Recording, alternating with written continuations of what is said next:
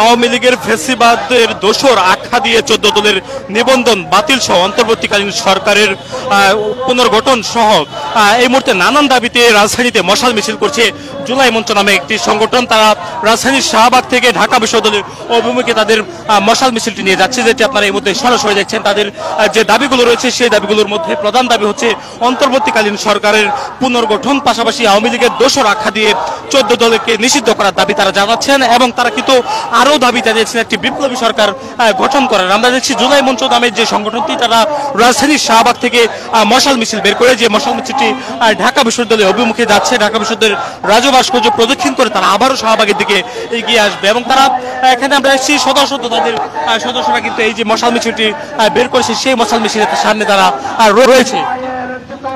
Jamuna smart refrigerator, smart লাইফে smart refrigerator.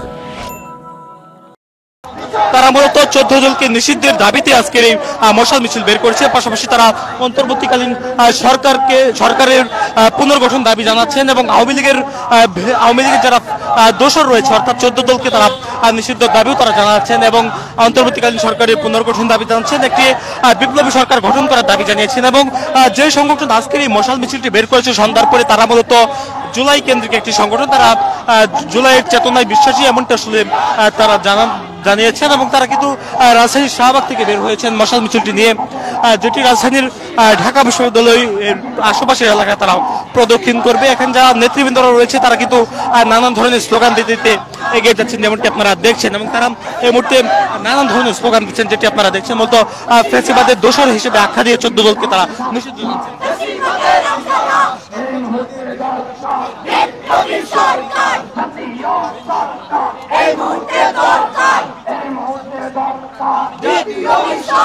একটু আপনার কাছে জানতে চাই আসলে আজকে কি দাবি নিয়ে আপনাদের এই পদযাত্রা বা মশাল মিছিল? পুনর্গঠন করার দাবিতে, সরকারের অন্তর্বর্তীকালীন সরকার পুনর্গঠন করার দাবিতে আমরা আজকে এই শাহবাগের মঞ্চে দাবি জানাচ্ছি।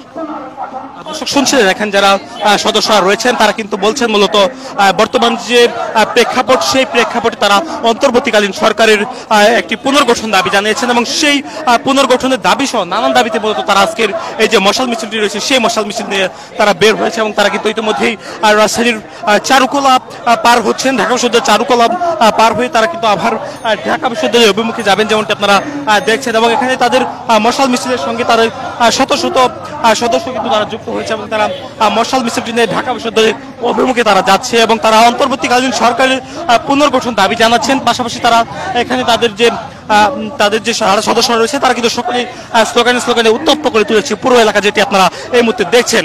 এবং এখানে আমরা দেখছি জুলাই মঞ্চ নামে যে সংগঠনটি তারা কিন্তু ইতিমধ্যেই রাজধানীর শাহবাগ থেকে মশাল মিছিল নিয়ে তারা বের হয়েছে। এখানে তাদের যারা সদস্যরা রয়েছে তারা কিন্তু এই মশাল মিছিলটির সঙ্গে তারা যুক্ত হয়েছেন। আমরা দেখছি আশেপাশের এলাকা থেকেও আরো অনেক সদস্য তাদের আসছে এবং তারা 14 দলকে নিষিদ্ধ দাবি জানাচ্ছেন। মূলত আওয়ামী লীগের দোসর আখ্যা দিয়ে 14 দলের তারা নিষিদ্ধ দাবি জানাচ্ছেন এবং তারা আরো বলছেন যে ফ্যাসিবাদের যারা দোসর রয়েছে তাদেরকে দ্রুত যেন গ্রেপ্তার করা হয় এবং অন্তর্বর্তীকালীন সরকার পুনর্গঠন করার তারা দাবি জানাচ্ছেন এবং তারা কিন্তু একটি বিপ্লবী সরকার গঠন করার দাবি জানাচ্ছেন, যেমনটি আপনারা দেখছেন। এবং এখানে যারা সদস্যরা রয়েছে এই যে জুলাই মঞ্চ, সেই জুলাই মঞ্চ রাজধানীর শাহবাগ মোড় থেকে তারা বের হয়েছে এবং তারা ইতিমধ্যেই তাদের এই যে মিছিলটি সেটি কিন্তু আজকে আপনাদের এই যে মশাল মিছিল সেটি কেন একটু জানাবেন?